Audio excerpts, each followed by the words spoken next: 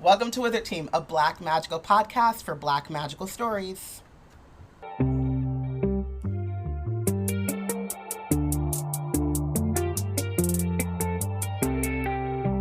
Hi everyone, it's Bayana, Robyn, and Porshèa embarking on a journey through the many fantasy stories written by and about Black people. Currently, we're reading Legendborn by Tracy Deonn. Today we're discussing chapters 21 through 23. Ooh, wait. Timer. And... Yes. Previously on Wizard Team. Start. So, Bree wakes up after her traumatic night, in which she ended it bursting into red mage flame. She wakes up to a bowberry biscuit from Alice and a call from her father. In order to get out of, getting into more trouble than she's already in, she lets them know that she's joined a secret society due to Nick, her peer mentor, and his super connected dad. Her dad is like, that's nice, but you're also going to go to therapy. With Dr. Patricia Hartwood, who not only is Black, but knew Bree's mom. Meanwhile, Nick has called Bree 4 times, texted her 11, and also called her B. So Bree's feeling a lot of feelings about that. They decide to meet up before dinner at the lodge later on to talk. Bree meets with Dr. Hartwood, who tells her mom was a wildcrafter, which, gasp. What is that? She explains to her about Root and Black magic practitioners. In the end, we find out the order is not gang. These are not her people. Bree don't need to be messing with them. But Bree is going to do that anyway because that's who she is. She talks to Alice about her crush on Nick, and then she goes to the lodge. They meet and discuss the events of the night before. Nick is trying to get Bree to leave. Basically just like Dr. Hartwood said, but Bree's like, nah, I'm in here, and that's where we left off, I think.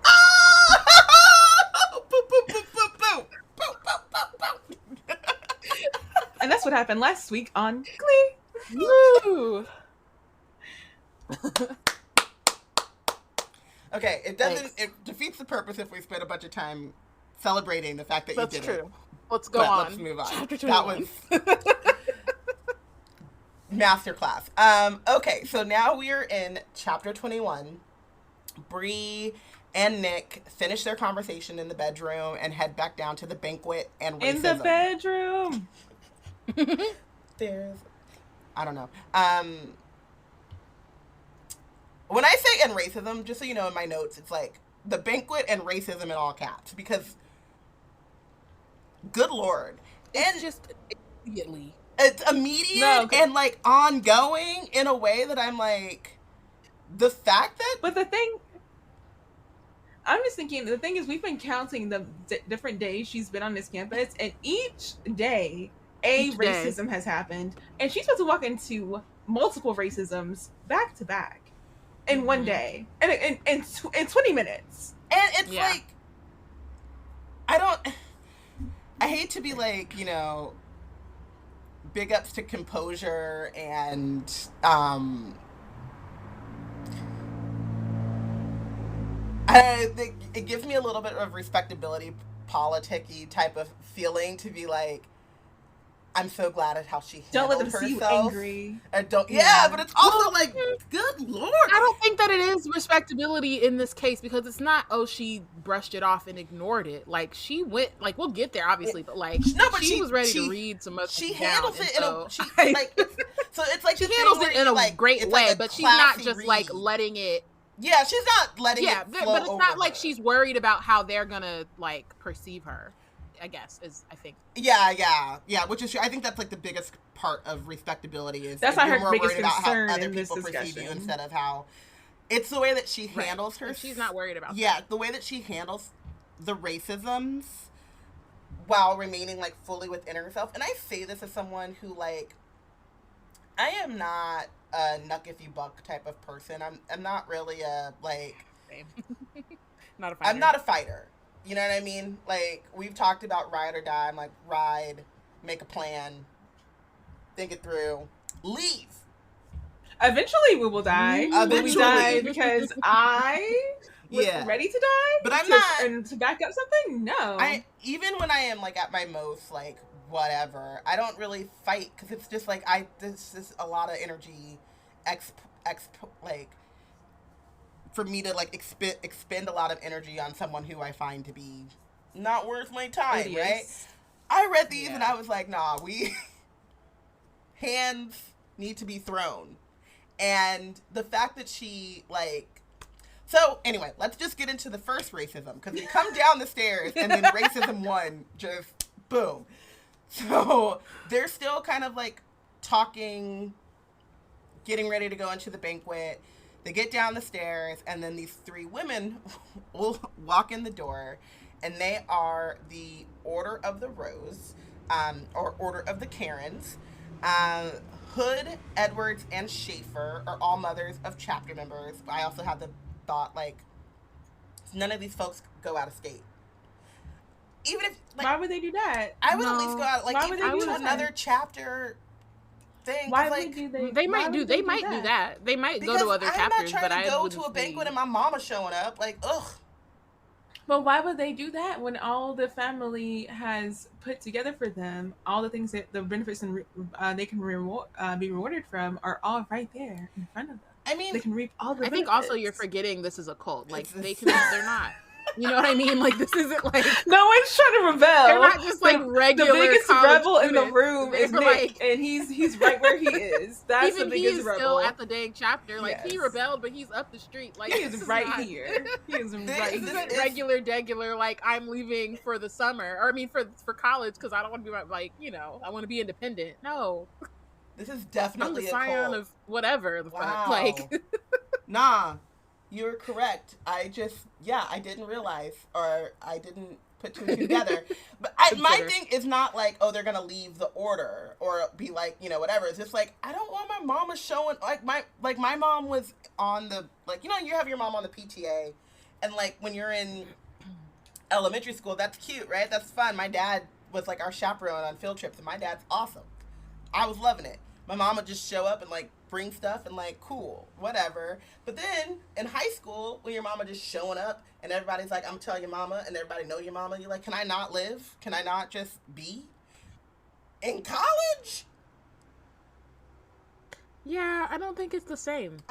Which is, it's not like they're in school. They're at the lodge but for that's this banquet, even worse, and they're gonna go off back because to what they're doing. Because you think about it in terms of like what Felicity and Homeboy were getting up to with their super strength, and the idea that your mama could just be downstairs. Again, it's a cult. They don't just pop up whenever. They're probably like the mom from Mean Girls. Like, are you okay? Do you need snacks? A condom? Right. Like, let me know. I'm just down the way. Just let me know. Like, I think because also the way that this is like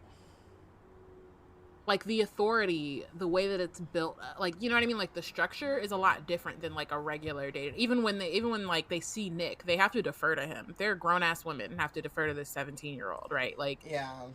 I think that is also in play, is like, it's not a cut and dry, like, oh, my mom's here, I have to do X. It's like, no, I'm a scion of whoever, and these are definitely the kids my that mom tell just their does mom the to catering. shut up.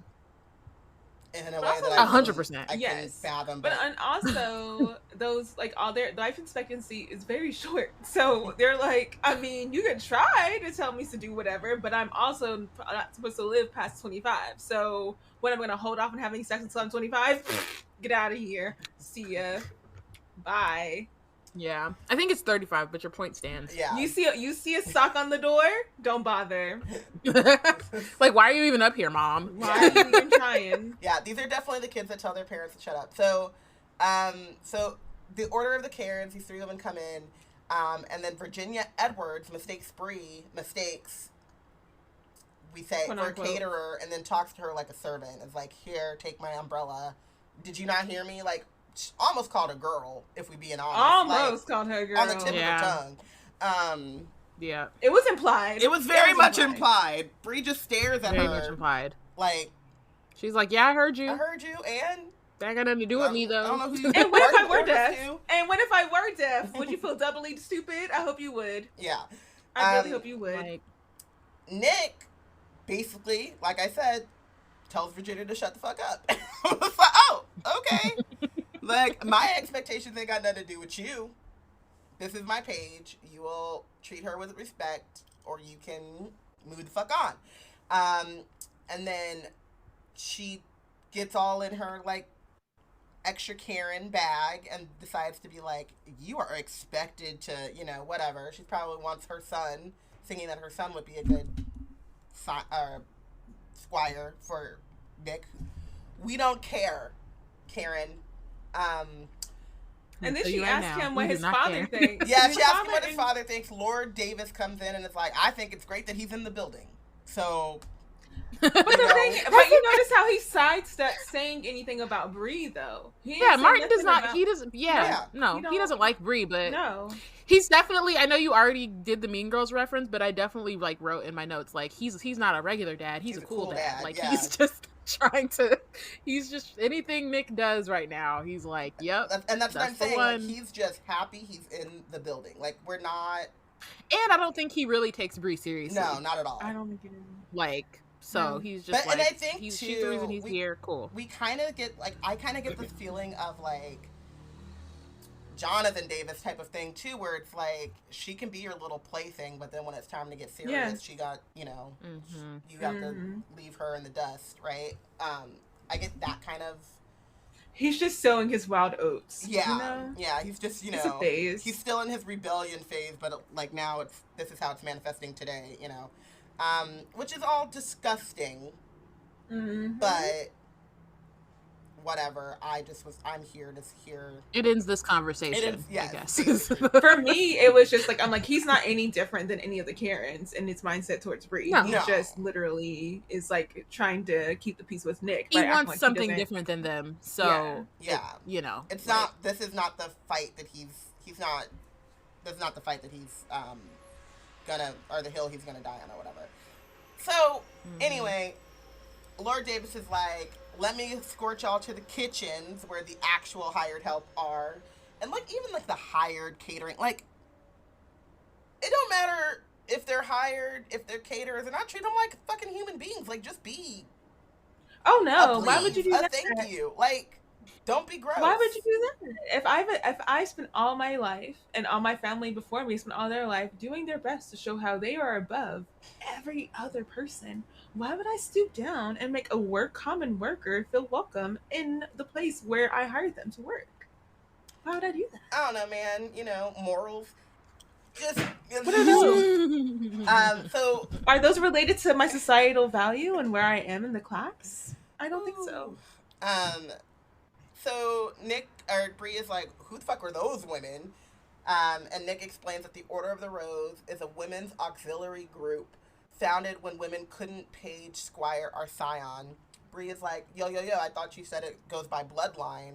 And Nick is like, you don't get to be 1,500 years old with like progressive politics here, my dear. They would just yeet their daughters out the window to make sure that they would have a male. She's like, that's disgusting. And he said, well, that's what happens when you lead with fear and greed. And it's like, yeah. But also... Yeah, it's also patriarchy. Just, like, not surprising. And that's just like... White supremacy and patriarchy. And you think they're going to be progressive throughout 15,000 years? No. My thing is like, they already have proven not to be in the present. So how do you, like... Right. What do you think would have happened even 200 years, even 100 years ago? But I think, like, what... I mean, 20 years ago, 30 years ago. I mean, I think what Bree's getting at, though... Well, I feel like 30 years ago, they might not have been, yeeting the daughters. Yeah. They might have just persuaded them to go. The daughters might not have been killed. I think 30 years is like the 90s, you know? Yeah. Unfortunately. Oh my god, that I hate hurts. to say that. So But... Hannah had to be the one to say it, but... Just because it's true doesn't make it hurt any less. That's why I said how Mama was on the campus, and I'm like, you know... You hit that squirrel, baby. Yes. Sorry. Luna is sleeping and her little leg is just... She's getting it. She's dreaming about when she had functioning limbs and joints. I do the same thing. We're here. We see each other. I remember the days where I could eat food and there were little to no consequences. You know? That as well. You know? Yeah, so I think what Bree's thought process is, which I understand, is like, if it goes by bloodline and like you just talk to this old lady crazy because you can because you're a scion, like how would you not, you know? And it's like, and also they keep saying all this shit about the line is law, so you would think like, cool, then right, the line is whatever the law. line does. But they're like, no, the line is what we make it. Yes. And I think it's an interesting look at, I mean, we talk, you know, like patriarchy and upholding these systems, but it's also like really interesting in like there's a lot of moments in which you think, oh, the order had a hand in what these systems look like. It's at least especially on the UNC campus, right? Like they built UNC, like it's all a big front, and so, you know, respectability laundering for the order. But we also see in ways in which like the larger patriarchies and stuff like that infiltrate or, you know, work with the order. It's just it's an interesting aside. Like it's very much like a throwaway line, but it makes you just think about like all of these like I would just love, I mean I wouldn't, now I'm rethinking about our conversation about like the Hunger Games prequel, but like the story of a scion or a girl scion back in like, you know, the day, they would have killed her. I mean, the story would be short because she short. died. So Yeah, I was gonna say she would have immediately. They'd have been like, "Oh, can't have that." Yeah, and it's also like, which yeah, did they still do it if they never were awakened? Because if you're not awakened, then you're just.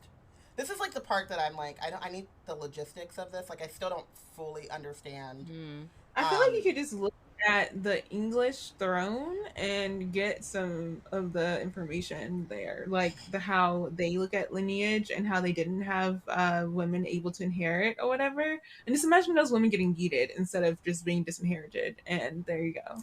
Yeah, but I'm saying, like, would you still need to be yeeted if you weren't called? Were they yeeted after they were called, or that's what I'm saying? Though depends on what line, what number you are in line. But if that's you're like number 2. But no, but that's what I'm saying. It's like right now, it's like Nick is not called, but he's still widely held as like the scion of Arthur, right? So like, is it like all firstborn daughters? I mean, he's not. He's Lancelot. It sounds to me like it was all, because it says they weren't allowed to be a scion. Like you're a scion whether you're called or not. So they just, and you can't wait. The point is they don't want to risk a girl being awakened, or didn't want to risk a girl being awakened. Damn. We can't have women in leadership because women aren't the leaders. They are not the leaders. Yeah, so that it is even more barbaric than I thought. Damn. Okay. I mean, that still happens today in some countries. Like they still yeet girls. Like that's still a thing that happens to this day. So. Oh, I understand that, but I was thinking like they eat the first. Like if you're, we keep using yeet. This is terrible. But like, if you're the first, like if you're first born as a girl, Issa did it, and I loved it. If you're I was gonna say Kobe. If you're the firstborn girl, Kobe. If you're like the second youngest daughter or whatever, like then you got to keep the lines pure or whatever. Well, they hold the 9 folks after, so I feel like they had to really like be, it was at least 10. They had to have 10 dudes in a row, boys before a and girl then they were like, got a shot at growing up. Damn, at life. Damn. Okay. So I'm saying, looking at how royal lines have run, they like what your number in line determines how they will F you over, if they want to include you or not. Just look at how they. The only thing is magic is involved. So instead of just being like, oh, you can live, you just can't have certain things. They're like, we don't want to risk it. So. Bye. Woo. Bye. Okay. So that happens. Things get darker than we expected. And then we finally head into the banquet. Greer and Whitty save Bree a spot, and they're like excited that she's back. They thought for sure she'd drop out, and she's like, I'm not a quitter. And then Vaughn, And then now racism number 2. Vaughn, who is Virginia's worthless ass son. And this goes from micro, like the first one started as a microaggression and like was about to grow into something more, but then got cut off. It was nipped in the bud. This is not that. No. This wildly starts big and it continues to be that way. Yeah, this is, I mean, what happens now is like, no, Vaughn, that's what I thought. No. Vaughn's mom is the one who was kind of nice to Bree. Yeah. Oh. Virginia is somebody. Virginia Edwards. So who's Vaughn? Vaughn Edwards. Schaefer? Yeah. Schaefer. Okay, well. Yeah. So his mom was kind of quiet in the... Ainsley. Virginia's Ainsley's mama. Which is... Oh. Yeah. Okay, well... Which is funny, because doesn't Ainsley fail this next trial? Karma. But... So, Vaughn accuses Bree... Greer and Woody favor a spot, and then Vaughn... Or she says she's not quitting, she's not a quitter, and then Vaughn's like, but you might be a cheater, and she's like, excuse you, and he accuses Bree of cheating and or sleeping with Nick to get the position. His idea about her cheating is that she stayed behind when the demons came so that she could, like, get some glory for fighting demons by disobeying a direct order. Bree's I love how she, like, I love how she was like, she had to wrestle with herself to come clean about it. Like, not one, yes, you're confronting me about something in a very like negative and like in everybody's showy way, but at the same time, I don't really want to like share with everyone that I'm about to be competing with. Like, I am Black Panther. I froze. Like, right. I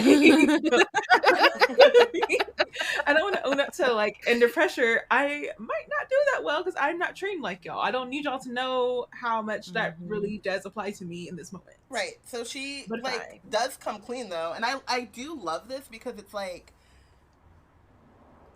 they're about to compete against each other for these, like, very few number of slots to be a Scion. And Bree's only choice is to either, I guess, like, not say anything and let the accusation of cheating or, like, trying to, like, curry favor by, like, fighting demons, like, fester, right? So it's like you don't say anything and then it's that, like, kind of owning up to it, or saying the truth, which is, I froze, and by the time I, like, snapped out of it, y'all were gone and I was lost, and then I was snatched up by a demon. And then... Sad to say, it was more a lack of... I was not being efficient. I was not capable in that moment. And that is what... exactly what an untrained person would happen to them. Yeah, I got caught by a demon. Because I don't know demons. Yeah. And I think it's also... So on my third day out here. Exactly. Unlike how Cell accuses me of being a demon, you would think if I were a demon, I would know how to handle myself around other demons. Right. Unfortunately, that is not the case. And then it's also, like, not funny, but kind of funny, that he's like, well, then I guess you're sleeping with Nick. Like, just... Oh, no, he tried to use innuendo. He tried like, I know how to use the terms to make it sound more vulgar than that. Yeah, because it's not... Like, he's insinuating, but, like, the insinuation is so loud that he might as well have just said it outright. Yeah. Helping hand, in the bedroom. And this part, like, kind of makes me upset because, so, Woody's the only one in this moment to speak up, and, like, all he says is, like, there's nothing wrong with a page talking to their Scion. Like, what is wrong with you? And that's not it's a, like, drop it kind of moment, or you're grasping at straws, Vaughn, type of thing, but it's not a defensive Bree. It's, and it's not a, like, shut up, you're being racist and sexist and disgusting. Like, it's not... Misogynoir! Right. Mm-hmm. It's not, putting a line down that to speak to any page like this, but especially to a Black woman like this, is disgusting, and like also wouldn't be done to anyone else. Like, you wouldn't be talking like this to someone else, right? So it's not a correction, or it's literally just kind of like a diversion, and to be like, that's not a thing, right? Or like, or you're grasping, but not why are you grasping? Why are you coming at her like this? You know what I mean? It's not, I don't know. But he's the only one that says something. And then we get the idea, like the sense that like there's varying degrees of discomfort at this table of pages. These are all the pages that are going to be competing. I believe they're all at this table. Or at least a good number of them are at this table. And it's just like,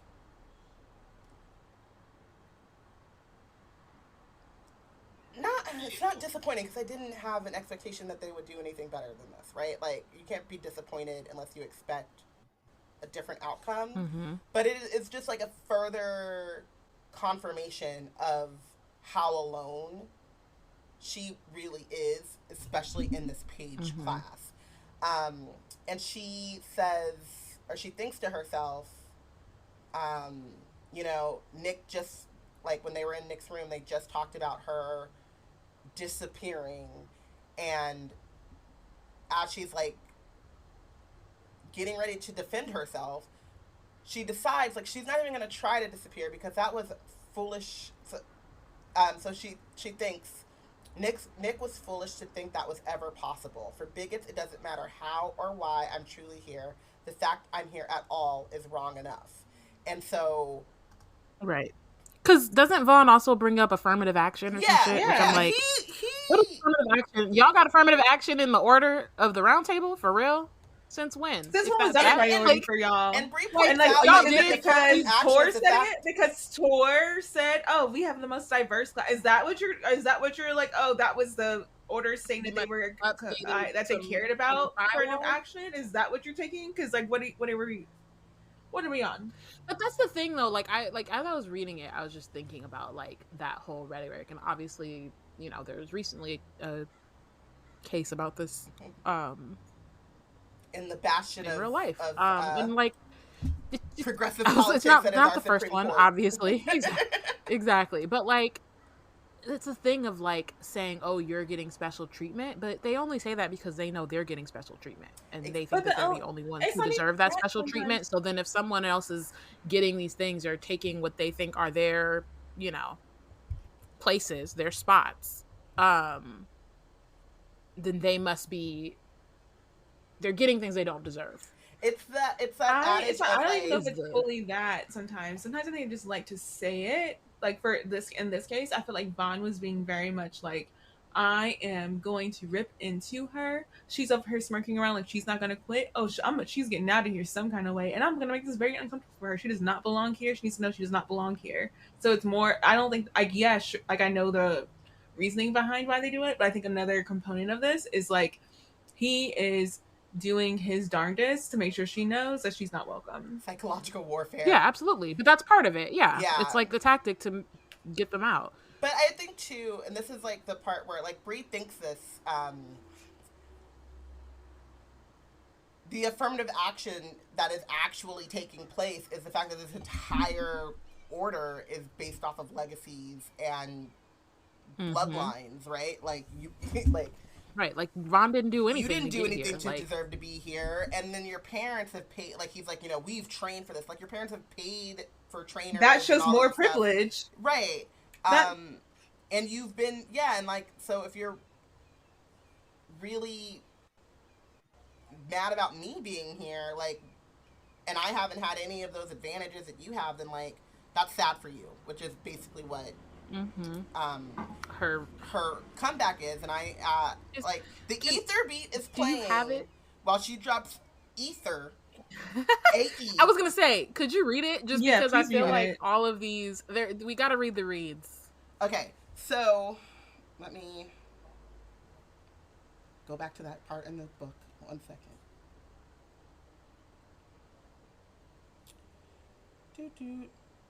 Okay. So she says, You're a bigot and a bully, Schaefer. You insult me because you think you know what I'm capable of, but you don't. I must make you nervous, though, for you to expose your insecurities about your odds of success in the tournament.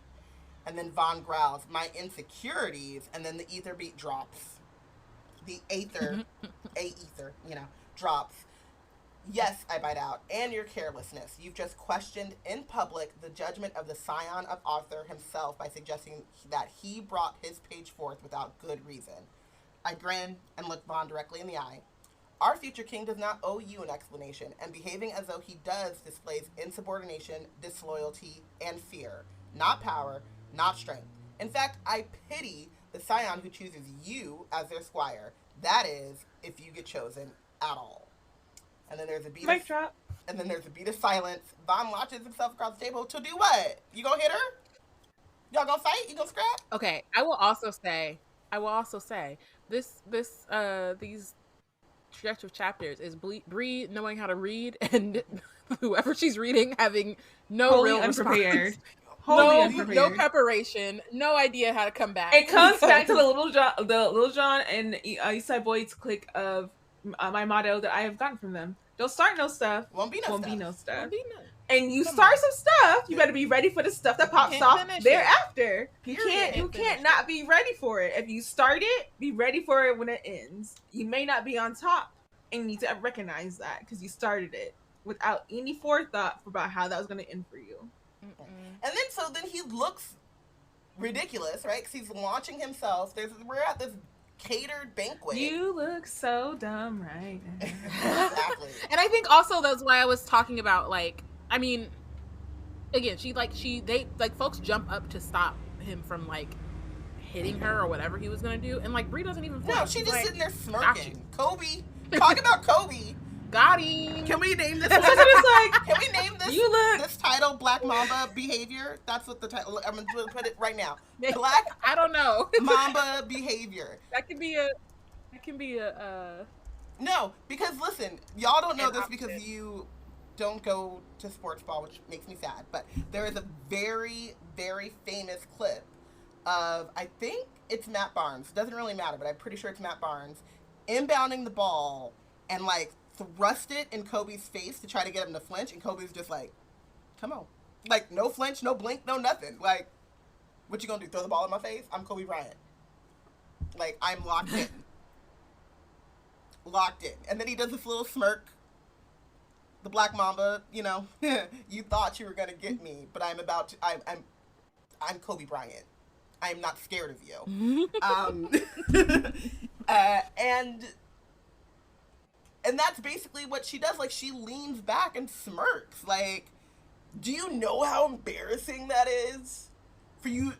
I love that. I love that. For you to be blatant and loud with the disrespect and then just get smacked down by this girl who's only been here. This is her second day in this order. Oh. It's her fourth day on campus. But it's the fourth day at the school.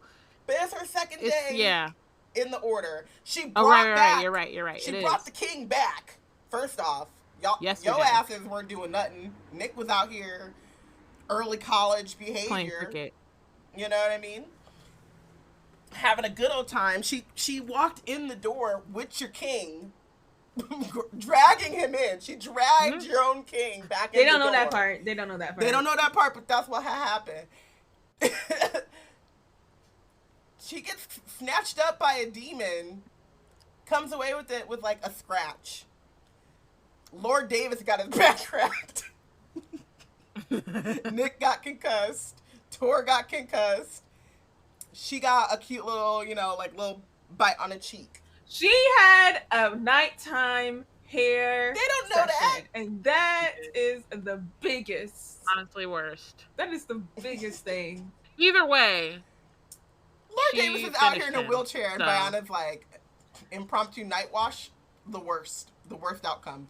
I mean, that's because I don't care about him. This is true. He deserves. But we should keep going. Yeah, but so, like, she's winning. Like, she's racking up W's, and they're just losing. Yeah. So then, they pull him back, and then Whitty, again, breaks the silence and is like, y'all gonna pass the Brussels sprouts? Like, first off, no. And she looks around and sees Cell watching this whole exchange, and Bree's wondering, like, could he actually hear us? Because it feels like he could hear us, but, you know, whatever. And then Greer pisses me the fuck off. But also, I was gonna say, Cell seems like the only person who saw any of that happening. Yeah. Outside of the table. Burst out of his chair, and did nobody else. Well, no, so, I think he's... I don't know what they're serving at this spot. Like, people kind of turned to look, but they had already, you know, collected him a little bit, so they, like... That's what I mean, you know, like, it's just interesting that, like... Yeah. No one else really... Well, I think they were all talking amongst their own tables. Yeah. If you hear of a chair scrape another table and you're in the middle of a conversation, you don't really think that much of it until then stuff start crashing. Then you'd be like, wait, what? What's going on? They're all like in their own little worlds. And so Cell's obviously watching Bree like a hawk. Bree. Yeah. Eyes tuned, which, you know. She's a demon. But a beautiful one. Sweet dreams and a beautiful nightmare. Okay. Anyway, moving on. And so she, like, notices Cell watching them. And then Greer, this is where I'm pissed. Greer says that they like disruptors and rhythm breakers, and they should get t-shirts made and start a club. And I'm like, but you didn't disrupt shit. I mean, their presence as a non-binary queer person is disruptive, I guess. But, like, also, say something. What you did. You can't they didn't do anything. You can't be in my club and not say shit when people are talking about me. Who you disrupt? Like, what do you... Exactly. Who do you tell to suck it? Like, and when do you do it? Like, when... I haven't seen it happen. At all. When does this happen? At all. There's, like, not one point in which Greer puts themselves on the line so far. But then, like, it's very... You don't even put yourself on that line for me. Don't put yourself on the line for, like, on behalf of Bree. When have you said, stop that? We ain't doing that over here. Like, when have you said anything? Which is why I'm saying. Yeah, it's always been after, or the last two times, I guess, or the times that it's happened. Like, they've said something after the fact, but and not quietly in the to corner, Bree, on the side, not to the person. Yeah, on the side and after. It's very, not to Bree, not to the person. They're not like, that's what I mean. Yeah, you are. Look, I personally don't agree with that. I need you to chill. Never. Yeah, it's a problem. It's a problem. You get no cookies, Greer. So then everyone calms down. We're getting to dessert now. People are getting up and going to the dessert table, which is like, what kind of catering is this? But also I was wondering about this catering thing, because, like, if you're in a cult, in a secret cult, secret society, like, why are you talking about scions and shit? They just have Mesmer everybody. They laid them out. That too. But I think they laid them out, and then it's not like there were people going around, I don't think. That's what I'm saying. So why would you be handing, you know what I mean? Anyway, you're not thinking. Racism is dumb. She probably thinks everybody gets mesmered. She's like, oh, they're servants, so clearly they get mesmered when they come in and mesmered when they go out. So, yeah, here you go. Oh, this place is evil. I mean, I knew it was, but, like, goddamn. Anywho, so Nick and his father come out. Lord Davis, like, I know that we're counting racisms, but we might also need to start counting pompous ass shit that comes out of Lord Davis's mouth. Because I literally shut up. I was like, shut up. That's his whole character. I'm just like, please. Every time you see him, you should just, like, automatically assume that's something dumb that's gonna, like, just for no reason. No wonder Nick got sick of this shit and dipped. Insufferable. Making him quote whoever the fuck. I'm not going back and reading that. Fuck y'all. No. It's in this chapter. It was a Bible verse. Y'all got it. The whole... Pick up the scriptures when you feel like it. The whole speech. There. Not just the quote, the Bible verse quote, but the whole speech is insufferable. The point is, once we get past all of the pomp and motherfucking circumstance, they're moving up the trial. They're going to have their first trial tonight after dinner, which to me is like, do I have time to digest? Is that going to be a thing? Because what if I have to pee and or relieve myself in the middle of this trial? I feel like they do get time, though, just because of, like, they got to set how up. How long it takes to get there. Yeah. They got to set up and all that. But like, it is a good, it's also, like, especially because y'all didn't tell us, we could have known coming into tonight that, they over here eating steak and potatoes. What if I get the itis? Come on. Because that is an itis-ass dinner to me. No, for real. And they were like, nah, after you eat, let's go. Let's go.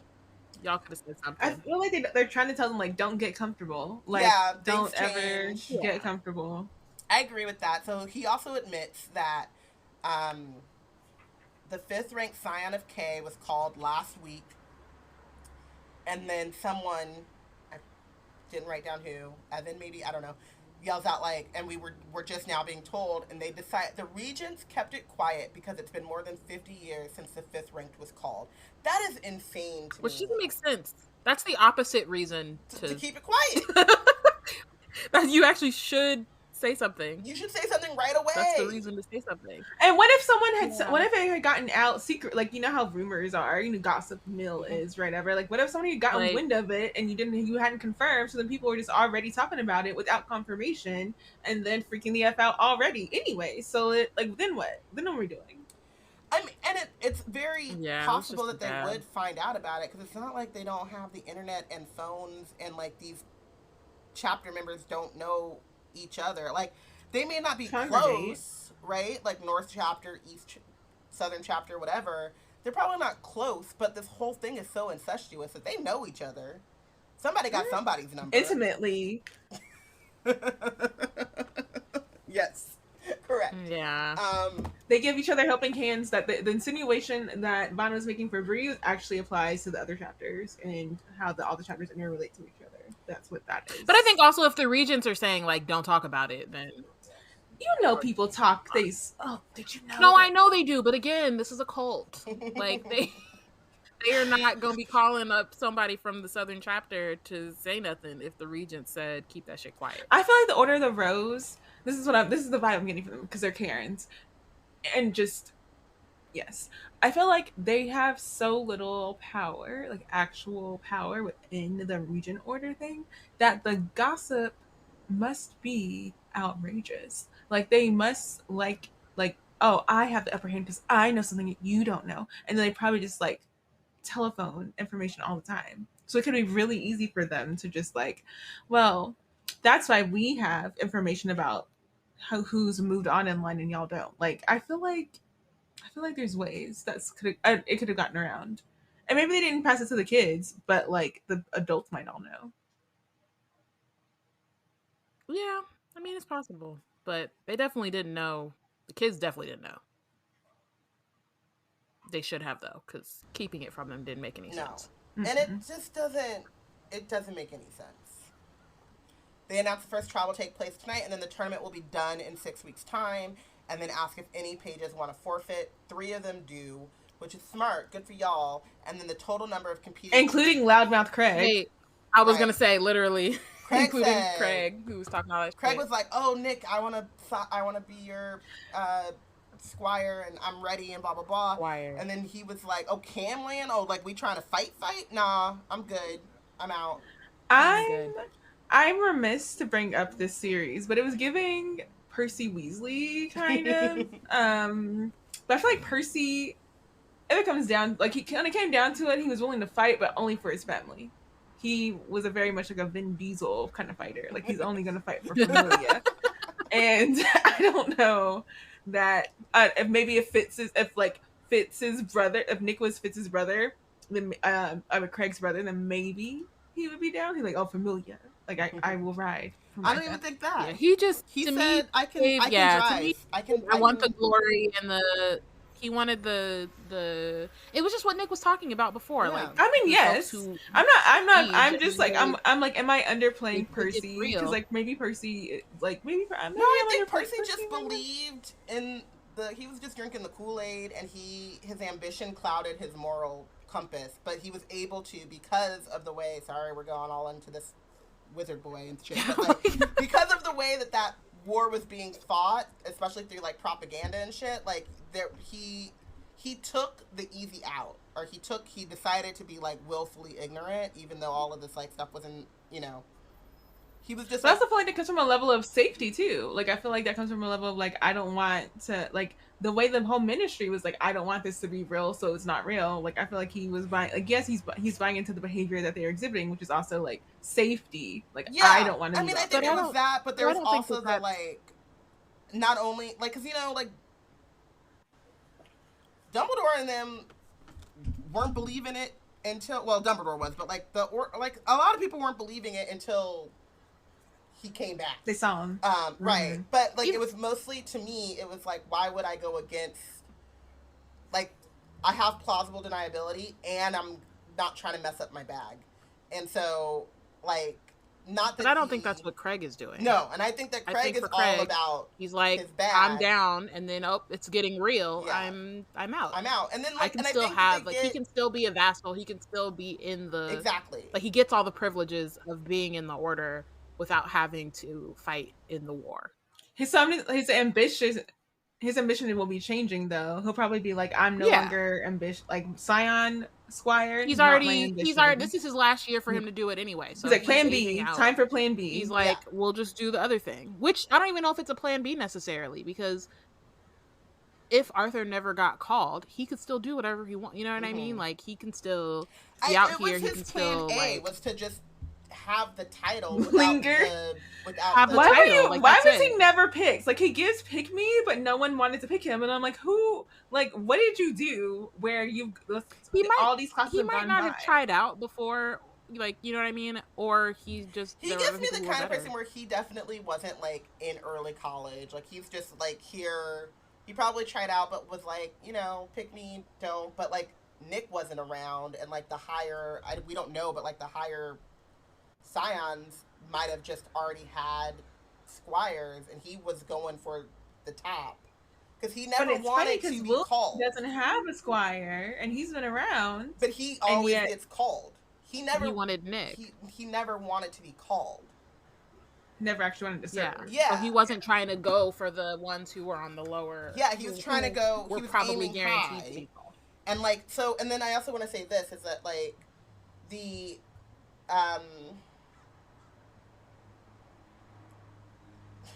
Lord Davis and the regents give them a very easy out. So Lord Davis says, I must ask all pages to think deeply right now on your commitments here and elsewhere. I, for one, will not blame you should you decide to serve the mission in other ways. And so he gives them like you know, you don't have to become a squire to serve the mission. And I get the sense from Craig, like his underlining, like his thing is ambition, right?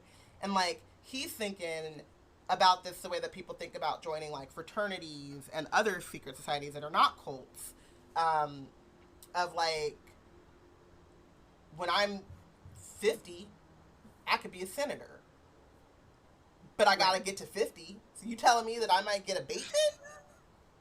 Right. Right, exactly. That's what I mean. Like he definitely, it's not that his goals shift. It's just that like, the way that he's gonna get there is gonna be slightly different, or he's just not gonna have that title. Yeah, but he can still do the things that he wants to do. Yeah, to me, at the point that he has so he was trying to accrue titles, then his goals are in jeopardy. So you think he's trying to accrue titles, and that was a cute looking title, like Scion. Well, he just wanted to. It couldn't hurt to be like a squire. You know what I mean? Like if you're a squire of Arthur, like you're big ballin'. It's gonna take probably a little bit more work if he's just a regular page, or if he becomes a vassal or whatever. But not really, but like a little bit, you know, more work than he's willing to put in. Yeah. Well, no, I think he's willing to put it in over having a fight and then die. That's what maybe but no, more if he's lucky. More effort to put it in if he's like a squire for a lower Scion. That's more work than he actually feels like putting in. Yeah. And I think that like, and we should move on to the next chapter. I think that that's fine. Like, and I think the one thing about all of these, like, kind of chosen one narratives and stuff,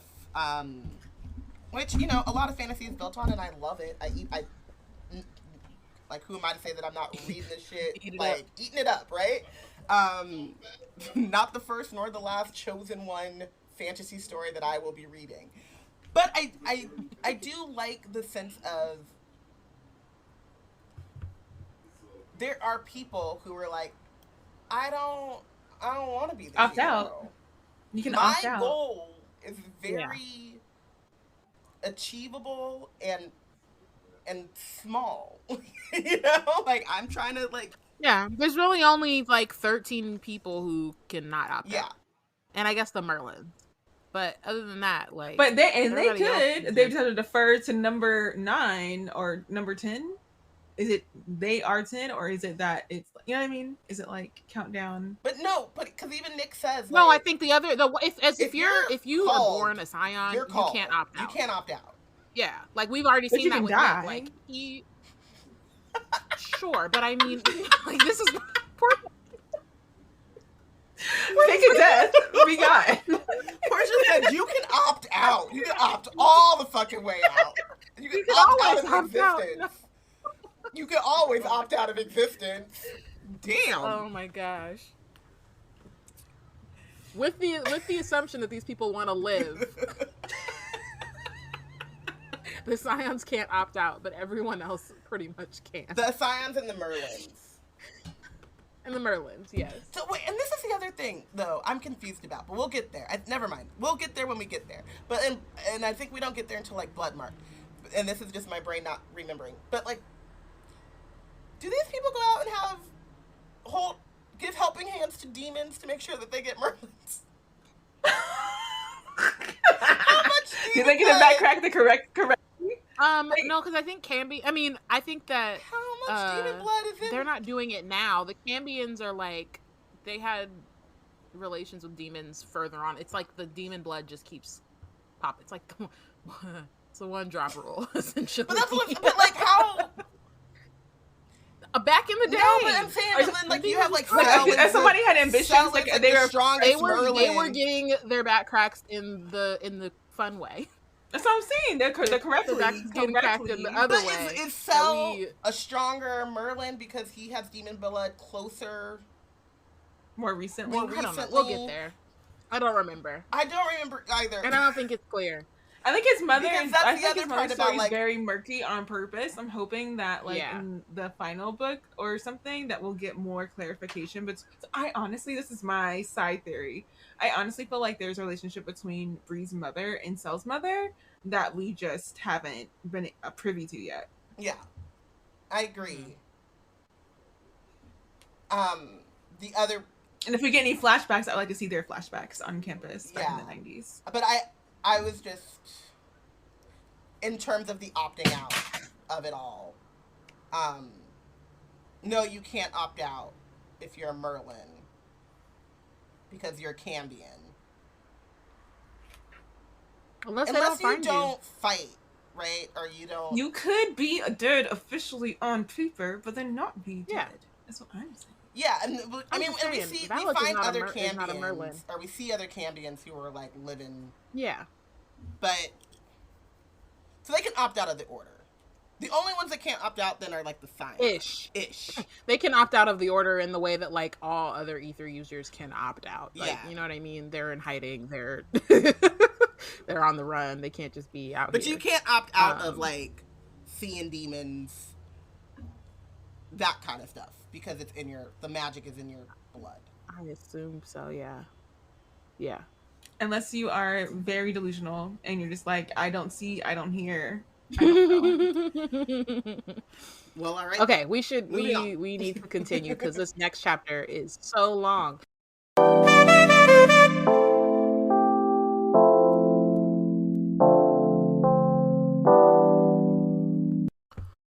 Wizard Team is back for a new season, and with that comes a few changes. The one we're most excited about, other than reading Legendborn by Tracy Deonn, is that the Patreon chat is back. Support our work by becoming a B&C baddie at any tier, and you'll be able to watch us record live weekly, have your thoughts included on the podcast, and interact with other baddies. Go to patreon.com/blacknerdscreate to join.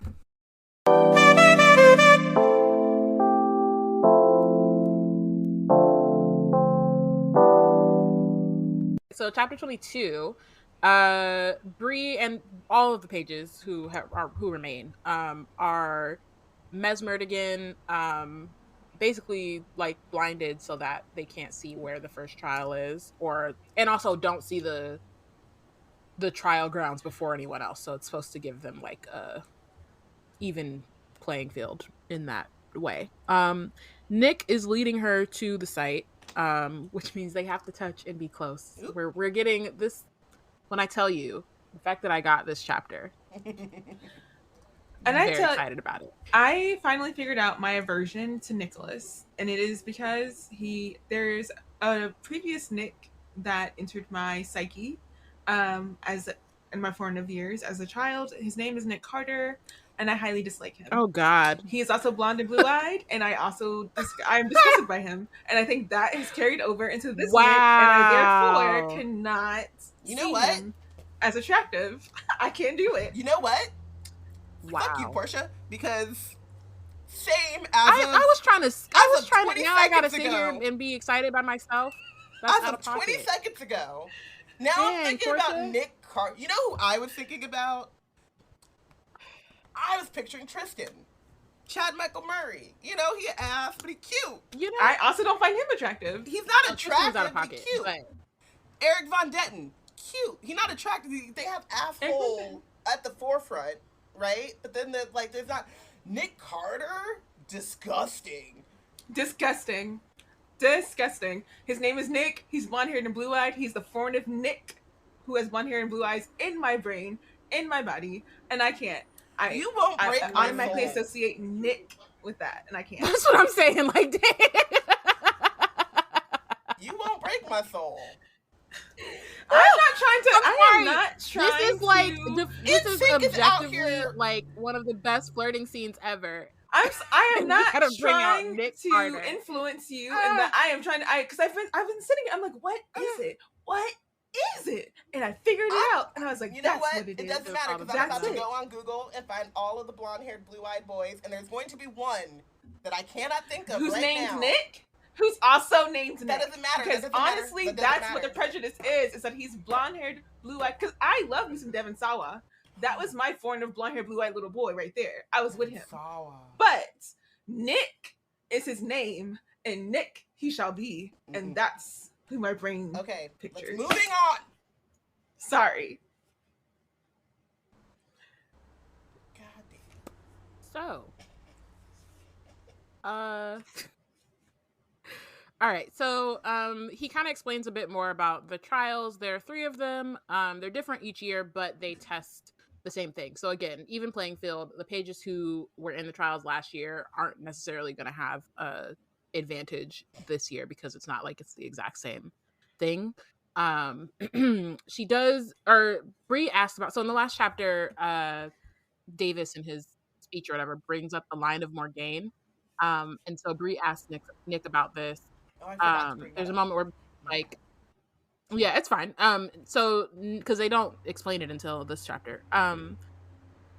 So Nick is like, "Oh, did you caught that? Did you?" And Bree says, "I'm here to be sneaky and learn things," which is very much giving Tyrion Lannister, from Game of Thrones, at least in my mind. So the line of Morgaine are Merlins who rebelled against the Order like long time ago, because they didn't like the way regents were sort of steering things. And they had points. After the, you're right. I mean, anyone would have 100%. So that's the thing is like you can kind of tell from jump that the way the regents steer this thing is not gonna work. Is not good. But because of them, they splintered off. They ended up rebelling and or the thing is that you're getting this, I guess, history lesson from Nick, but it's kind of already been established that the regents kind of say and do what they want. So this is also, it's not only like a brief introduction into the line of Morgaine, but it's also likely not completely accurate. Because he learns about them of like where order. It's who writes through the Order. He's not had any actual contact with who them. Who lives, who dies, who tells the story. How long has it been since we got a Hamilton reference on Wither Team? I couldn't even say. I feel like it's recent.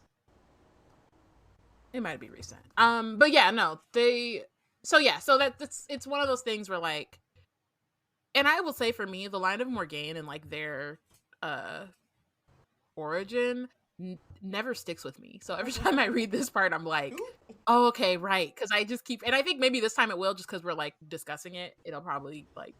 But if not, we can come back to this episode and replay. Like, there you go. And somebody else, yeah, exactly. But like, I always forget. I'm like, I know they're here, but like, who are they? Because they aren't scions. Like, they aren't. Like, I always forget. But they are. They used to be Merlins. And I think the most kind of important thing for this book is that, or not for this, sort of for this book, but also just in terms of like how we view Sel, and like, you know, even though we don't see him directly as much, or every time we do, he's very antagonistic. Like, Tracy does give us these moments where we can like understand him better, even if he's not directly in the scene, which I appreciate. So after this, it changed the way that Merlins were oathed and trained. So I don't know if that necessarily means that things like a King's Mage was done differently before or whatever, but like, they are much more tightly bound now. So in some ways, made it worse. Which is not, I wouldn't say that's on them. That's Morgaine's fault. That's on yeah, exactly. I'm not saying it's the Morgaine's fault. I'm just saying that their reaction to it was they were already like, no, the regents are wilding, and then the regents were like, oh, we could do more, and we'll double down. I'm gonna give you something to cry about, is what they said. Unfortunately, but I also like that's makes you question the Merlins that remained, because it's like, why would you stay if you know they? But I don't know that it's necessarily a choice in the sense of like, these Merlins, you know, a lot of them are they're bonded. They're bonded, or they're oathed. Again, it changes the way they're trained, which means if it changes the way they're trained, it changes the way that they're indoctrinated. Yeah, most of them are children.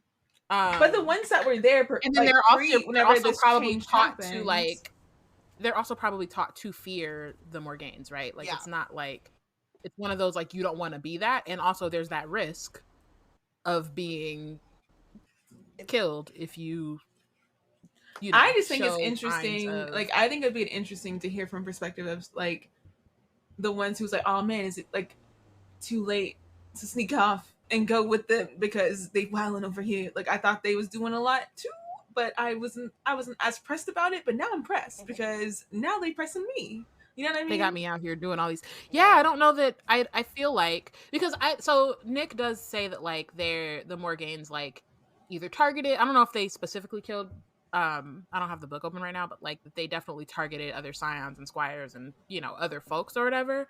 And so if that was the case, and, you know, like this whole point is the line is law, I could see a lot of those Merlins, you know, this is like a small faction, right? Mm-hmm. Like, you know, I could see a lot of those other Merlins not siding with them and feeling like they were tripping. And the indoctrination runs and like they were probably evil too. Like, we have to like, even Nick, I mean, in the explanation of like the line of Morgaine, like, Nick is not about the regents. He's not about a lot of what the order does, but it's still told in factual, big bad kind of way, where you know that he got like, he was told these stories, I guess, and the land of Morgaine become like these boogeymen, and because they also haven't been around in a long time, and all of a sudden he hasn't interacted with them. Even Lord Davis just mentioning them, like, oh, there's been talk of sightings, not that like they've actually done anything, just that to kind of get folks to be a little more like, afraid, and to take this a little more seriously. And and I think that, like, you know, I like you just said, like, it's a cult.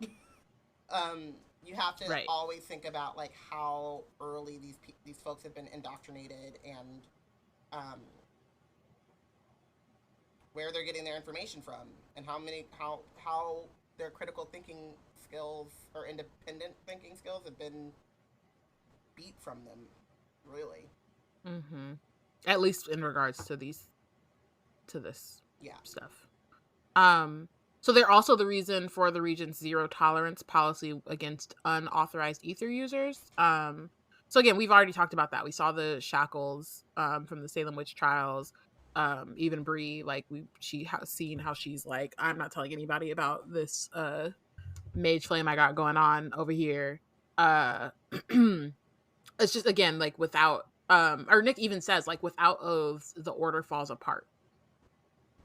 Which is really wild to think of the way that they set this up, where folks have to be oathed in order for it to work, in order for them to feel like they can, you know, make all of this happen.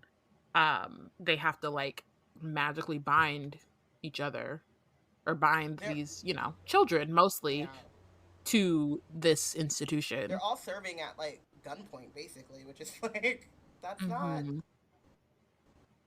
the best. But again, because they get them young, a lot of them don't see it that way. It's an Not honor. that none of them do. It's an honor to be. Yeah, it's an honor. It's in the glory. It's the, you know, it's their privilege. It's their duty. You know, there's demons running around. They can't just be out here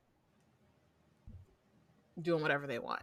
They, you know, or, you know, that's the story. Thought. So Bree does have a thought of whether it could have been someone from Morgaine who mesmered her in the hospital, which of course makes their search and, like, the investigation makes it more complicated, because the Morgaines are obviously not within the order's, like, purview. Also, only other Merlins can sense or know if somebody is Morgaine, and the only Merlin they know was inclined murder Bree before help her find out anything to do with her mom. So that's kind of a dead end at the moment. We'll circle back on that one. Yeah, we'll have to come back to that one, because yikes. So that sort of transitions them into another conversation, which I'm gonna read, because sorry, this, I will say, when I read this the first time, I immediately texted, I think it was Delia, and was like, you have to read this book, because this would be your shit. So it starts with, again, them talking about how Cell is not the one to ask about these things, because he hates Bree. And then she says, along with everyone else on Team Anti-Bree, and she's thinking of Vaughn. Again, Nick didn't see the racisms, the confrontation, in the during the dinner or whatever. So he's asking, like, is someone bothering you? Bree is trying to figure out what she can and can't, like, what she does and doesn't want to talk about at this moment, right? Because, again, like, Nick has said that he'll protect her from the racisms and whatever, but, like, how much can you really do that? That's and what also, I love about her. His instinct to protect her is for her to disappear, which is like, you are not living in reality, sir. You're not right. even. But I think it's his instinct is to. I think it's for him to disappear, or for her to disappear, but also, I'm saying at the point that she can't, like, he's like, I'll come in and set them right or whatever. But that does damage to her standing as a page, because, like, now we're in the maybe and maybe not. I think it could, but I also think that, like, I think also for Bree, her thing is both that, but then also, like, do I really want to relive this right now? Like, is this something I actually want to talk about right now? You know, like, sometimes. But I feel like whenever Nick offered that to her, Bree literally was like, "Okay, white boy," like, in her brain. Yeah, was like, she was not taking that seriously at all. The same way that Greer and Witty act like they're helping. Like, I feel like she's expecting the same from Nick. She's like, "Sure." Mm-hmm. But I also think that there has been, obviously not a lot of time, because that was just yesterday, but a lot has happened since then. So Bree's, like, again, I don't think that she's taking that seriously or whatever, but I think that their relationship has changed since then, and, like, they're a lot closer. But also she has a moment where she's like, she says, if I could like, thinking about whether she can process his response and hers, because, again, it just happened, like, she's still trying to process it in her own mind. So she says,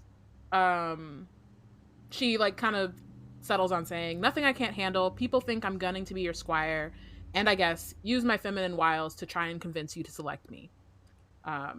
Nick is silent. She's like, Nick? Sorry, my brain shut down at Feminine Wiles. She's like, is that a thing that we can do? Because I would like to sign up. Can you please use Feminine Wiles? He's like, wait. Are you open? He's like, I'm upset at what was said to you, but also, is that an option? Would you? Interesting. Curious. I'm imagining what that would look like, and it looks good for me. Yeah. So I'm actually like maybe have to. Not saying that. Yeah, and not saying that they're not wrong. Yeah. Unless we could make that. That could says, be how we, it could happen. Explain this whole. I'm just saying, I'm open. I'm not opposed. I'm not opposed to your Feminine Wiles. I'm not. So she says, Nick. She stops, which is a bad idea because he runs right into her. And she can feel. Or let me just read it. I don't know why I'm doing that. Anyway, I stop, which is a bad idea because he runs right into me, and I can feel the press of him against my back, his shoulders shaking with laughter. He steps away after a second, and I swat at where I think he is in the darkness. My hand hits air, then lands on his chest with a hard thwack. He's still laughing, but he traps my fingers between his, and before I can say a word, drops a soft kiss on my knuckles. At this point, I expired. Just want to say. Just would like to make that clear. That kiss stills my breath. I don't even think he notices. First of all, are you saying that you're not going to be my squire? Insulted. And second, nope, sorry, this hand is mine now. I hate that other pages are targeting you because of me. And third, I don't know what your feminine wiles are, but I'd be willing to assess them to see if they could indeed seduce me enough to make me bond myself to you forever. Can we stop? Because you're all like the kiss on the knuckles, but when he says, this hand is mine Both. Now. That whole this hand is mine now? Insane. How old is this kid? Like, what is Nick going on here? So much game. His father quotes poetry at him his whole life. Of course he has some poetic lines in his reservoir. But when his dad does it, it's like, ill. Bro. Sir, shut the hell up. Okay, because he's quoting something other people have written. Nick is like, I'm gonna finesse. I'm gonna use that as inspiration. This reminds me how I talk. Of how we reacted with and not a lot because there's age differences and whatever, but like. In Amari, like, Jaden's game, when we're like, how did this kid get so much game? How is he? It's really like... Nick... I remember when you were reading this the first time, Robyn, because I think maybe you got to this part or something like similar, and you were like, what is going on here? How do you learn how to be this? He is written by a woman. Like, yes, he's written by Tracy Deonn. For sure. But he is like there are a few men. I've only met like a handful of them in my life. Speak on it. In real life. And even them, it's like they have moments of written by a woman. I wouldn't say that their entire being is written by a woman. But like Nick is written by a woman. Nick's favorite author is Jane Austen. He's got the poetry of a classic romantic hero with the swag of a pop boy band in the early 90s or late 90s, early 2000s. With the build of an Olympian. Nick Carter. Ew. Porshèa, don't ruin it. I'm sorry. I'm sorry. Wrong. I said Nick Carter was never that. Never that. Nick never made me swoon. I never understood it too. Some people went for it. I was Some 15 people and went not for understanding it. But anyway, I do not understand Nick Davis. I don't understand how he got really this wild. way. Like his mother. Sorry, this hand is mine now. We Just need in to the learn middle more of the about whole... his mother because his mother was doing the damn thing. Was she? How did he? Or has he been watching? Has he been watching people? No, because has he been observing? No, Porshèa. Because how is he so fluent and written by a woman while also being steeped in he the was order. literally written by a woman. Because he was literally written His by mama, a woman. his mama also left him. The years that he would be learning, because like the years that he would be flirting, his mama's been gone. So I don't understand how that is part of the logic. I'm saying, because like Prince Harry, I keep bringing this man up again. I don't know why. I don't know much about the boy, but like he gives me the same thing. You don't think that Harry's game comes from watching people? Like he had to watch people. But it's something about like the losing the mom flip. I don't know. Okay, we're running out of we're wasting time. Yeah, I don't know Kanye where West we're also going. lost his mother. We gotta move on. The point is Nick Davis he's got game. Whew, don't he? It is what it is. He woke Luna up. Luna's over here like, tell me more. He said this man belongs to me. So, he's telling Luna. Basically, though, Bree is in danger in a whole other way. She's in danger twofold, you know? Her head, her heart, her body. Everything. Her ancestry. She don't even know her ancestry. We in danger, girl. Everything's in danger. I'm right here along with Nick, you. And I'm Team Fell. Fell is like hard-coded. Like Fell is coded for Robyn. Yeah. And Nick Davis got me over here being like, well, in a minute. Wild. Questions. I love this for Bree. So Nick leaves to, well, first, Bree asks, like, do you want me to try for your squire?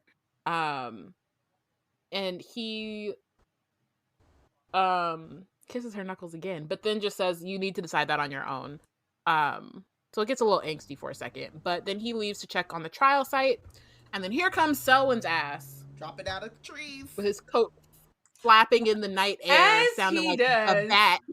Batman. He is very much like Robert Pattinson Batman coded to me. Bro. That's what he's giving. I actually love that we have like this moment with Nick, and then Nick leaves, and then here comes Sel, like swooping in, swooping down. The imagery is really funny to me. And Bree still can't see, so all of this happened, and Bree can't see.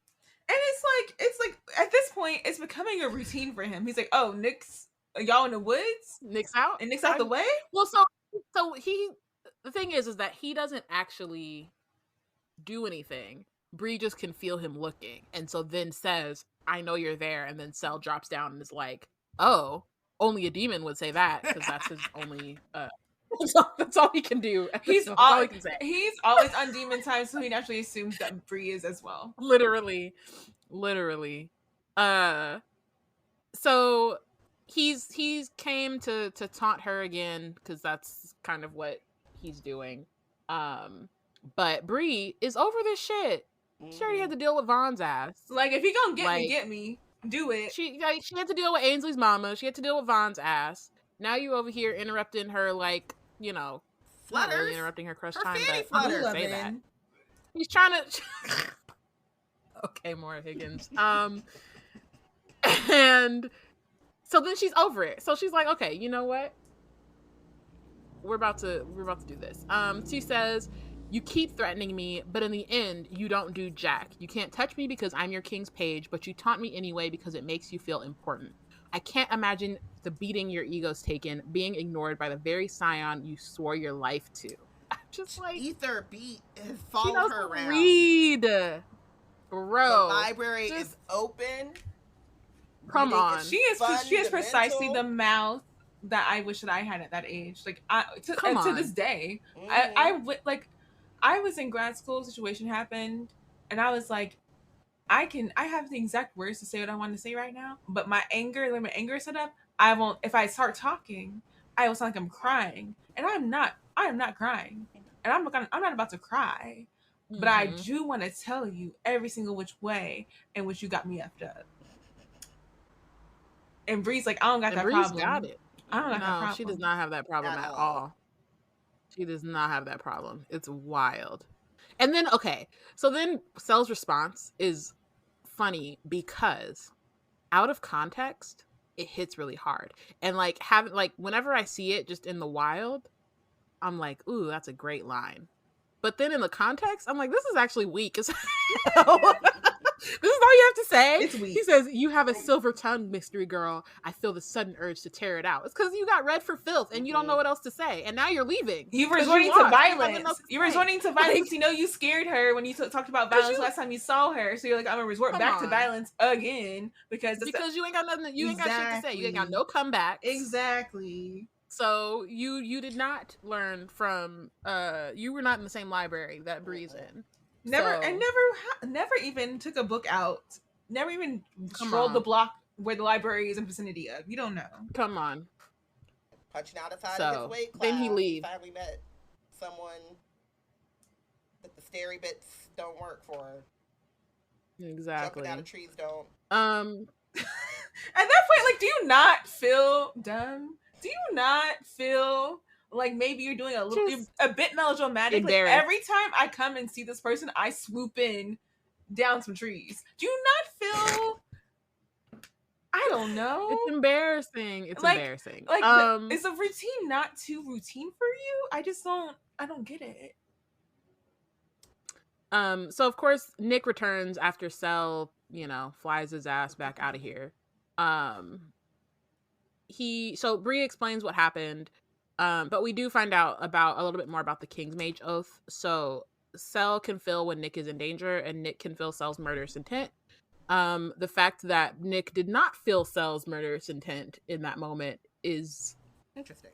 Sort of supposed to be a good thing, but it's also still very fucked up. Like, even like when Bree asks, she's like, so I'm supposed to be relieved by that? And he's like, yeah, I know that that's like not good, but yes, sort of.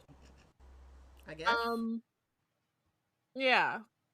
And in order full of bigots, be glad that the most magically strong person here isn't feeling murdering you today. That's an improvement. Isn't bigoted. Wants to kill you because he thinks you're a demon, but not because you're black. I said this bigoted order. I know, I'm just saying. Yeah. I'm giving her another thing to cling on to. He might want to kill you, but at least it's because he thinks you're a demon and not it's not because you're black. He's calling you a demon. He's not saying this because you're black. He's not calling you black devil. Because you're black. He's not calling you black devil. It's because he thinks you're an actual demon. Oh my God. It's because he thinks you're an actual demon, not that black people are inherently demonic. Sleep well on that. You know what I mean? Something to hold your hat. Silver lining, I guess. And whatever. Yikes. All right, so time for the first trial. They're working in partners. Bree's partner is Sydney, who she's somebody who hates group projects. She doesn't particularly seem to have anything against Bree, but she's not trying to. Hardcore she like partners. She was like, anybody who got chosen with her, she was like, you for real? Like, I could have did this by myself. But so the trial, they have a large open field between two woods, about the size of a football field. They have to carry 3 once-born victims, which are just like mannequins that are the weight of humans, which sucks, across the field while defeating giant hellbore constructs that Cell creates, and they have to make it in one piece, and all 3 mannequins have to make it across the field in one piece. So they're given their choice of weapons. Sydney had her own knives from home. Bree chooses a cudgel because she's like, I don't know how to use a blade. I'm not trying to accidentally stab myself while we do this, so I'm gonna choose this cudgel. And then three teams go at a time. Bree and Sydney are in the second group, and then we kind of see basically the first group goes, all of them pass. So that's Vaughn and Spencer, Greer and Carson, and Whitty and Blake. They all pass. We don't really need to get through it, or like go through it in that sense. But yeah, and then it's Bree's turn, and that's where we end that chapter. Ooh. Who cares about the trial? Let's talk about how the hand doesn't belong. Her hand no longer belongs to her. Nope. It's his now. Well, let's get through this little trial chapter, shall we? So, Hater. As Bree, this is more about time than it is about trying to be a hater.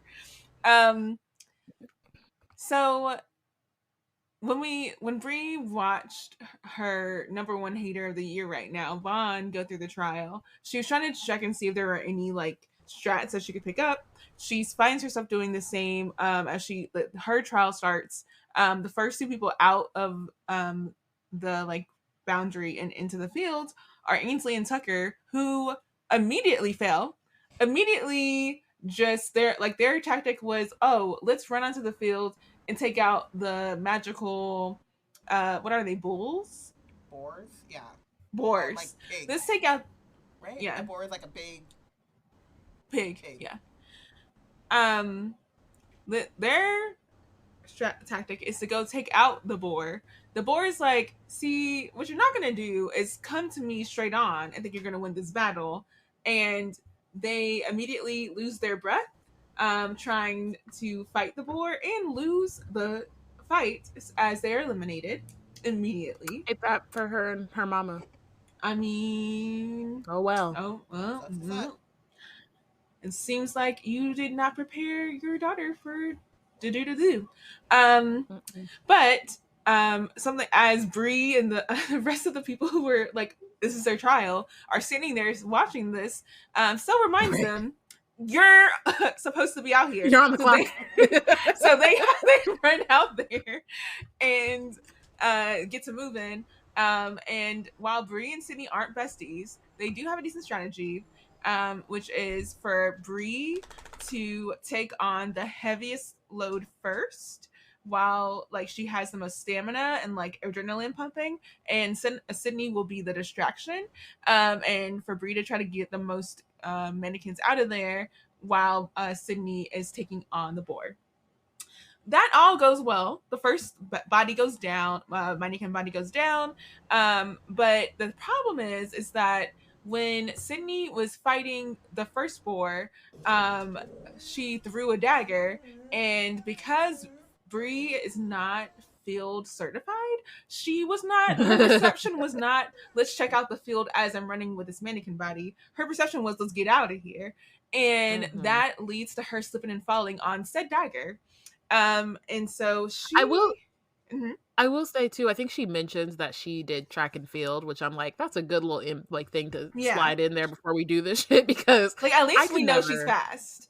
She's fast. She's got a little like strength muscle to her, on her. You know what I mean? A little muscle. And that's why she was able to squat by that tree for so long when we met her. That would have been the moment I would have been like, I would have wouldn't have been there. I would have left before Craig. But in this moment, I'd have been like, oh, you want me to run and carry some shit?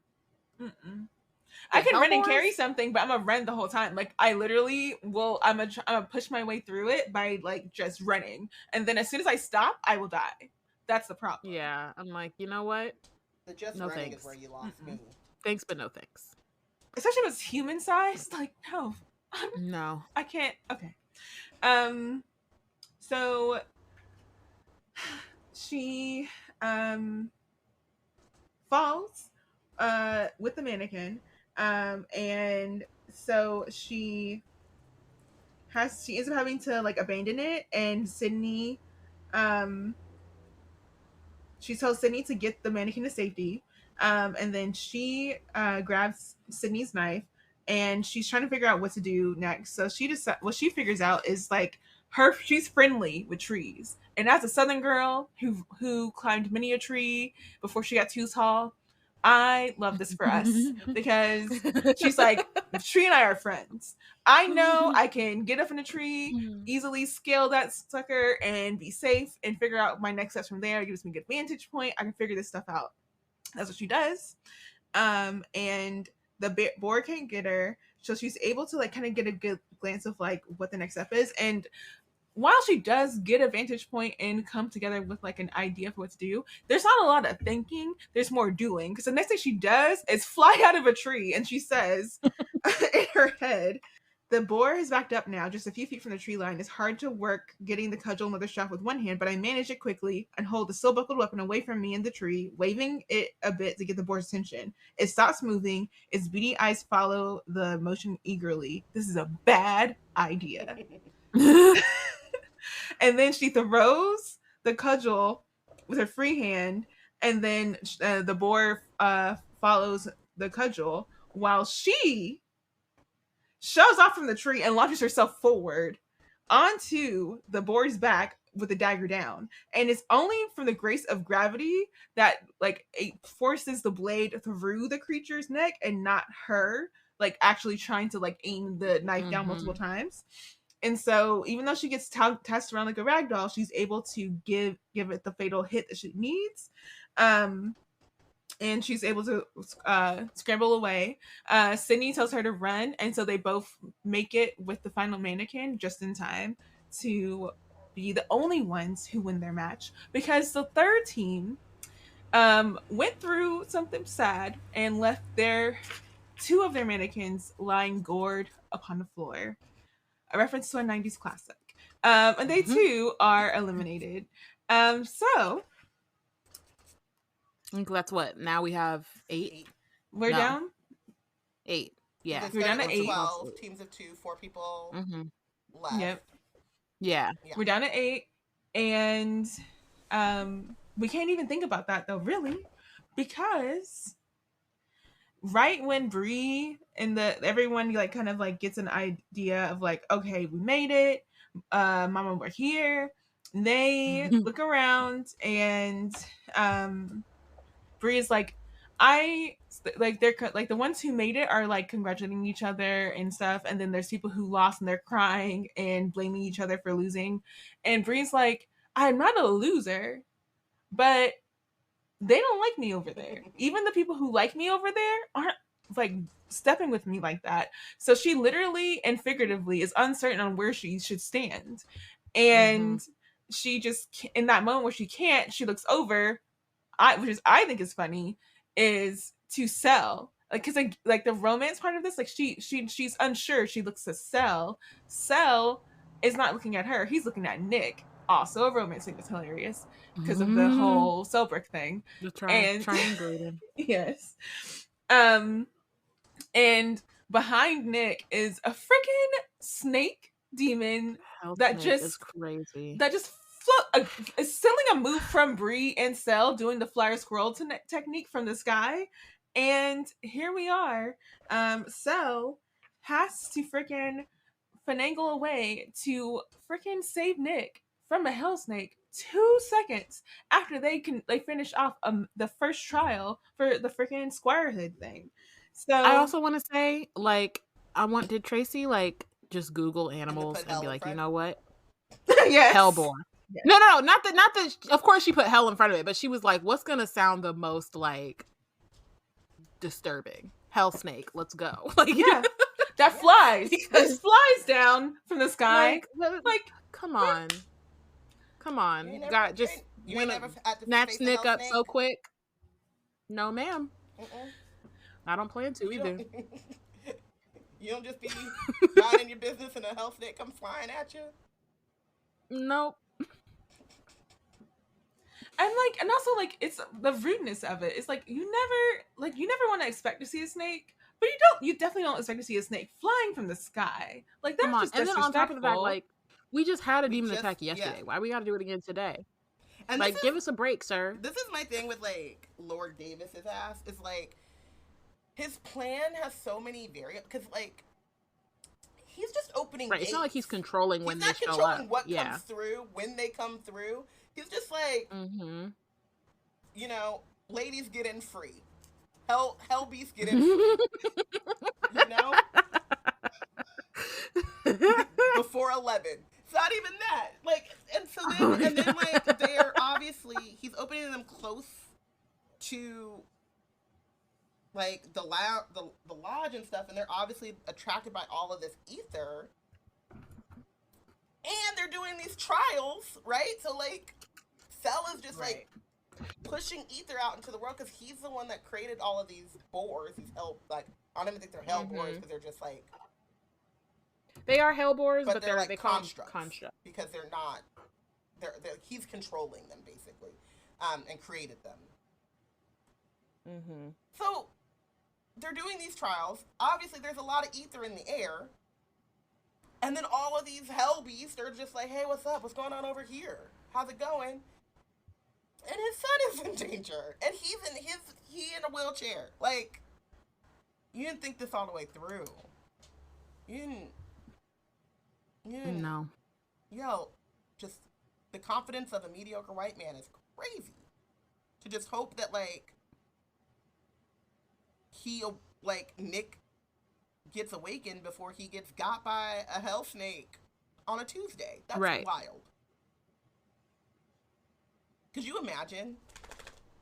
Like, he set this whole Doesn't he plan get in another? motion. Didn't he hit his head again? You got your son double concussed. Like CRT all up but in also, here. how many times do you need to learn, old man? How many times do you need to? You just got your back, bro. You rolling around in a wheelchair because He's not even there. That's the thing, though. He's not even there. No. He said, I gotta go. But recover, is it something to play? But is that something to play with at this? Like, why would you? It's very much confidence. The confidence of a mediocre white man to just be like, he got it, we got it. We're better than these hellhounds. I saw the cutest thing today. There was like it was a white woman and a white child, her child, and she on TikTok, and she had said, "What?" She pointed to the kid's chest and said, "What lives here?" And he was like, "Podacity."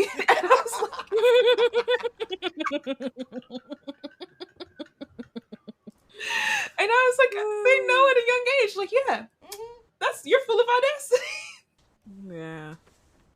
It's really no one more audacious than Martin Davis, child. It's too much. We're gonna go for walkies, and then we have to go get. But I will say, Cell looked really cool at the end of this chapter, and like I wasn't gonna bench him. He was close, but he wasn't racist. Himself. I wasn't gonna. But when he saved the way he did that, I was kind of like, now you're okay. You can be on the field For now. It's cool. You can stay. It's fine. For now, I'm gonna ask you to sit down. Watch your mouth, episode. though. Yeah. Watch what you say. Right, like relax. But you're on notice. It was tight. You're on notice.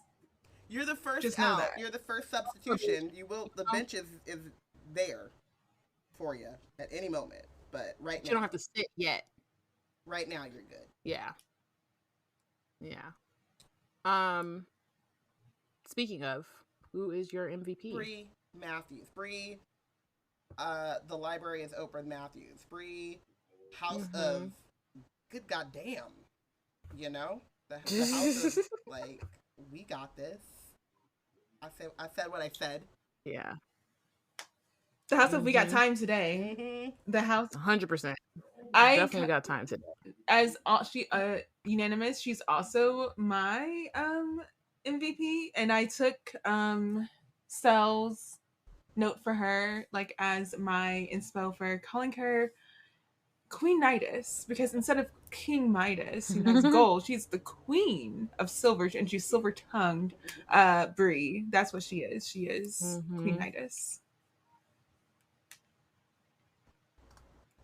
Yeah. Benched. I said Vaughn.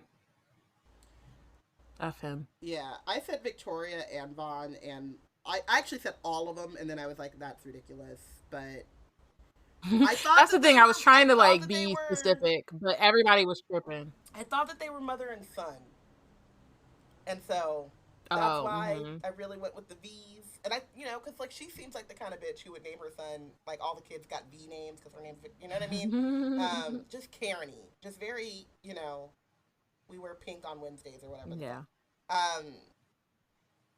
But I couldn't tell which was worse, because Vaughn had more vitriol in what he was saying, but Victoria's a grown-ass woman, and, like, just showing her ass, and got, like, smacked down twice by 2 teenagers, which was satisfying, but, like, why are we here, Like, you out here, Order of the Rose, go get in the kitchen, not in the misogynistic way, but in a get out of my face. Like, go do what you are here to do. Yeah. This is not. Yeah. So I went the outrageous route, and I'm sorry, but yeah, the whole order can go, the whole apparatus, because that's like, I can even say tip of the iceberg because racism is deeply embedded. It's all throughout the iceberg, and so, and like, they are the reason why patriarchy presents the way that it does on this campus, and multiple models of why the U.S. looks the way that it is because of how they run the U.S. So, and different parts of the world and Europe as well. So I just, a lot of it's coming out through Vaughn and through Virginia and all that. But then also they're yeeting their own daughters, their own children. The eating yeah, of the the daughters eating the daughters is crazy. The misogyny behind that, and the just like crafted like just like erasure and like acceptance of that being part of their history, and that not, and none of that being questioned, none of the like law enforcement, kind of the enforcement of magical things vibes based on them. And then also like F Lord Davis another time, because for me, the way that like he's poor Cell, like, I, as mad and annoyed as I am at Cell for how he treats Bree, I can't help but be like, this man literally set Cell up for failure, because how are you going to make sure that the gates keep opening, and like it opens on the night where he has so much that he's trying to, he's always got a lot of stuff he's the only person who's doing security for the whole other Merlins campus here. So he's already got a lot of stuff on his plate, but then you give him the extra barrier of like, we're gonna push the freaking whole trial thing quicker because of your streamlined gate opening situation, and therefore set up Cell to not be completely prepared, and don't give him a backup person for if whenever those gates open in the middle of a trial. So what is he supposed to do whenever you're trying to fire him because he was able to protect Nick, because he was trying to run a trial, protect the campus, and then also, suddenly now he has to protect Nick again. And they're all caught unawares reasonably because they're all focused on the trial that you pushed to happen tonight. Like, just all of it is BS, and I'm not with it. I didn't think about this until you started talking, Porshèa, but like,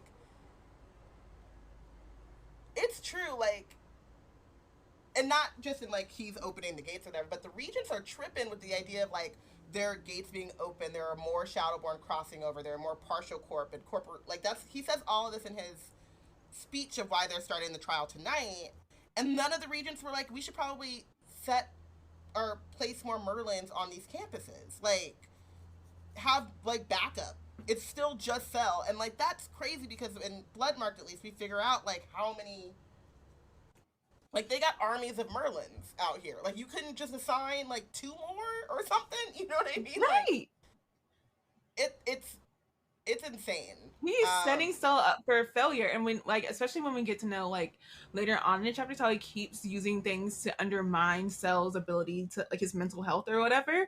Like, I'm like, that's like, it is like, it feels like it's all is set up to make Cell act like a way that he wants them out of there. Yeah, but and this is where I'm like, it's not just on Lord Davis, who's the obvious like mastermind, but there's not a single regent who's like, yeah, we should send in some backup. Yeah, that's crazy. Mm-hmm. And they're supposed to be adults. They're supposed to be the ones who learn and have wisdom. And this is what wisdom looks like.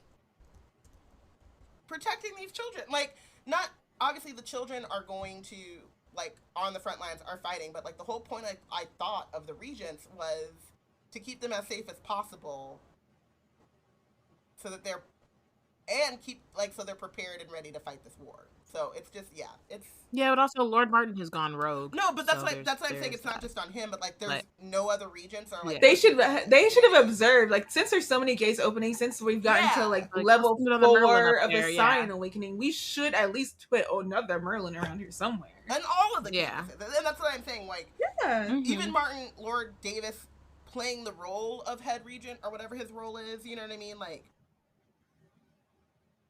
we don't need to know about him being the one behind opening the gates. Like, the regent should have just said, like, there are more gates opening, there's more attacks, there's more of this stuff. Let's need more coverage. And at least the Southern chapter, which is our chapter with the both Scions, we're missing 3 squires.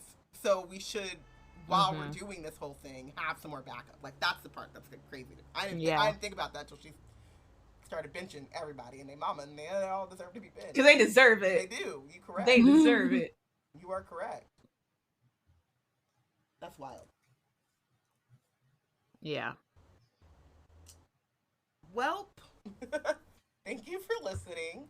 Join us next week when we will be discussing chapters 24 through 26 of Legendborn. Wizard Team is part of the Black Nerds Create Collective. If you'd like to keep up with our content, you can check out our website at blacknerdscreate.com and follow us on Instagram and Tumblr at Wizard Team Pod and at Black Nerds Create. Until then, see ya. Bye. Bye.